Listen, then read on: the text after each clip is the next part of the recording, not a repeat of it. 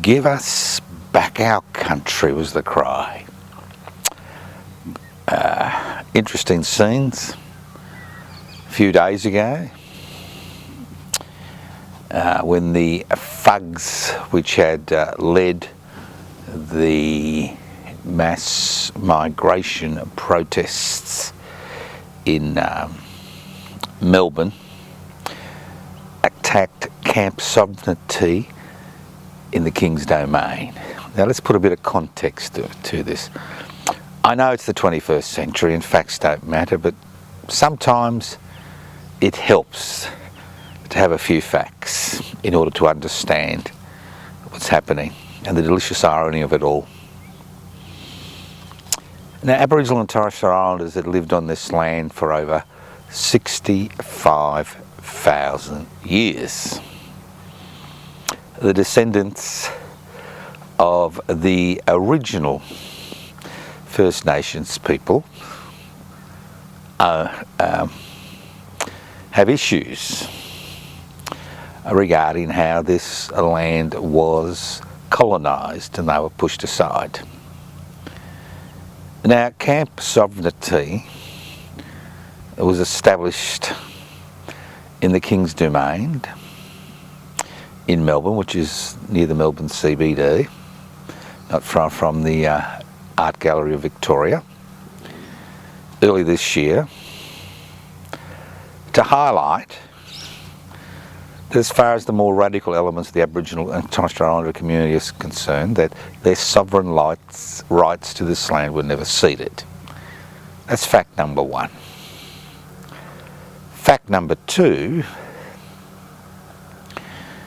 is the fact that Australia has economic system is based on growth and what I would describe as a Ponzi migration scheme, where we bring people in to expand the economy. It's a cheap way of achieving economic growth. Now, obviously, the thugs who attacked the Aboriginal demonstration camp on the King's Domain didn't actually relish the delicious irony of here they were screaming, "Give us back our land," to the very people the colonial authorities and our descendants had stolen in the first place. But how's it come to this? And that's the reality we face today. Now, Australia has a long history of migration. Apart from the descendants of the First Nations people, we are all ultimately, whether we've been here for 6 or 8, possibly 9 generations, all boat people. We came here for a variety of reasons. Some came because they were sent here by the British authorities as convicts. Others came to find their economic feet. Others came to experience the freedoms of a liberal parliamentary democracy. But the main impetus of migration and refugee intake and asylum seekers has been an economic one, not a political one or social one or cultural one. And we find this around the world in those nation states where First Nations people were displaced by colonial authorities, whether it's Canada, the United States, all the different countries in South America, the Pacific, and the list goes on and on. So obviously, through time we've seen different waves of migrants come to this country. And the main reason they have come is to improve their economic situation. And the main reason they have been allowed to come into this country is because they have been needed to provide the services that are necessary for a country to survive, expand and thrive. So we've had, now initially when Federation was established in 1901, it was established on the principle of a white Australia policy. Now the thugs who attacked the camp were no different to the parliamentarians who were elected in 1901, who on the back of a strong racial agenda enacted a white Australia policy, which not only denied people of different races the opportunity to migrate, but it also led to the expulsion of over 25,000 Kanaks of the 40,000 which had been imported as virtual slave labour to work in the Queensland, North and New South Wales cane fields. That's the reality. The first wave of legislation was about a white Australia policy. The second wave was about removing people who had come here as cheap labour. And that's the key. Migration has always afforded those who own the means of production, distribution, exchange and communication cheap labour.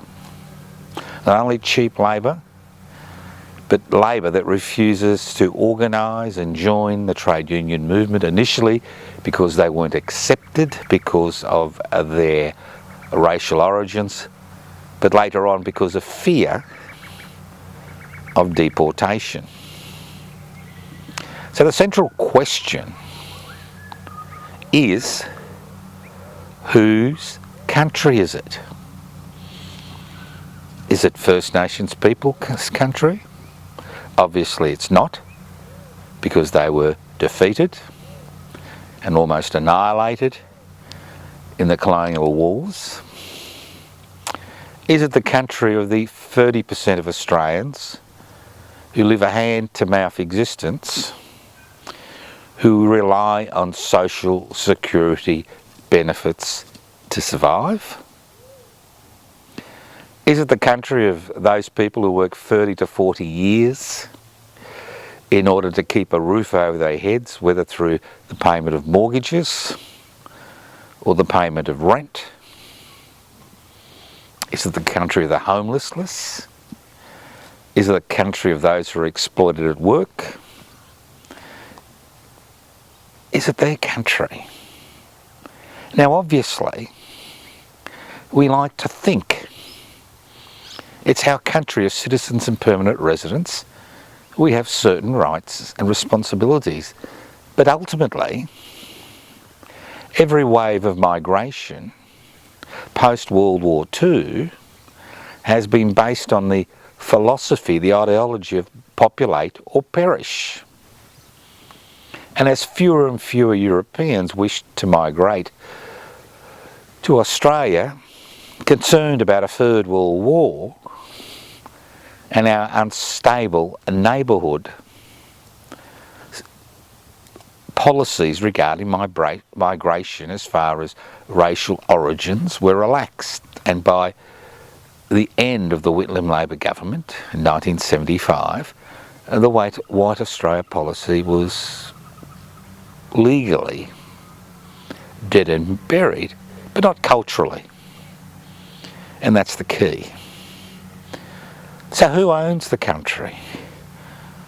Well, we know that locally based and overseas corporations own the means of production, distribution, exchange and communication, and set the political, social and cultural agenda, although we live in a parliamentary democracy where we have the privilege of electing people to Parliament for a 3 to 4 year term, depending on whether they're federal or state representatives, knowing full well that power ultimately resides in the boardrooms of these corporations. If it didn't, then we wouldn't have the problems which a significant number of Australians face on a daily basis. Whether it's housing, whether it's access to education, whether it's access to healthcare, whether it's access to a a viable social security system where there is access to the NDIS. So ultimately, the question of whose country it belongs to, it's very easy. It doesn't belong to First Nations people.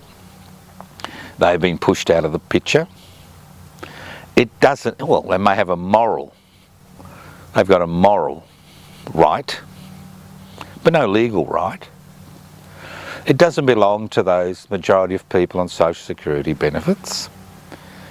It doesn't rely to the bulk of Australian workers who basically go to work in most households, go to work to meet their commitments, feed, clothe, educate their children. It belongs to a shrinking number of people. And over the last 40 to 50 years, during the privatisation, globalisation, corporatisation and deregulation tsunami, which is becoming more and more dangerous as I speak, economic tsunami, we have seen more and more and more people asking the question, who does the country belong to? Why do we find ourselves in this difficult situation? And in a situation like that, it's very easy to grab the fruit on the lower branches. Now, those of you who are familiar with a fruit tree, and hopefully most of you have had a lemon tree at least in your backyard during your lifetime, you'll know it's easy to pick the fruit on the lower branches, and you can see which fruit is ripe, which fruit is not. Simple. But the higher fruit, it's a battle between you, the birds, the insects, and a ladder. It becomes much more difficult. The situation they find themselves in is directly related to the people around them, and that makes sense. We're not taught in this country to think in political terms. We're taught in this country to look around us and blame those around us for the situation we find ourselves in. It's a little bit like picking low-hanging fruit. And that's what these marches are about.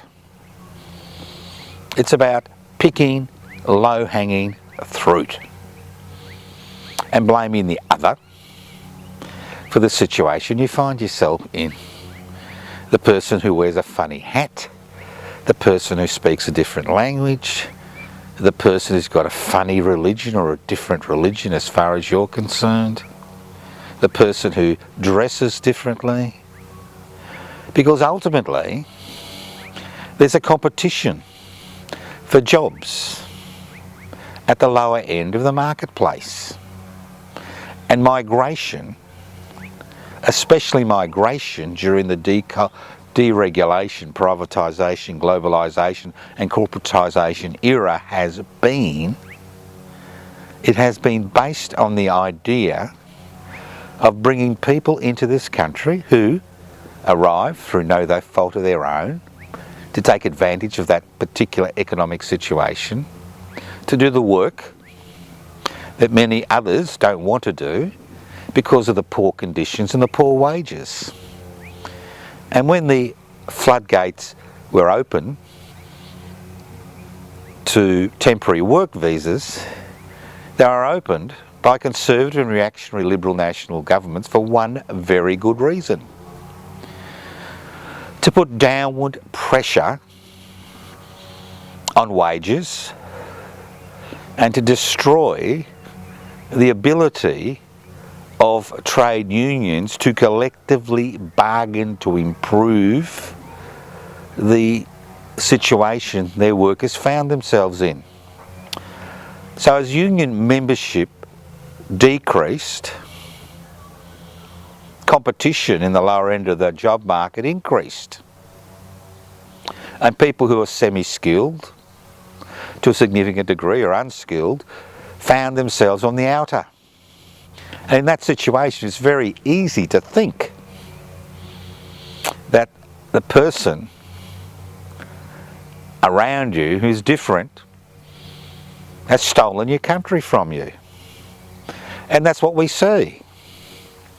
I'm not making excuses for people, but I think we need to understand on both ends of this political spectrum, and that's the key, why we find ourselves in this situation. Why we're fighting amongst ourselves for the crumbs which are brushed off the corporate table.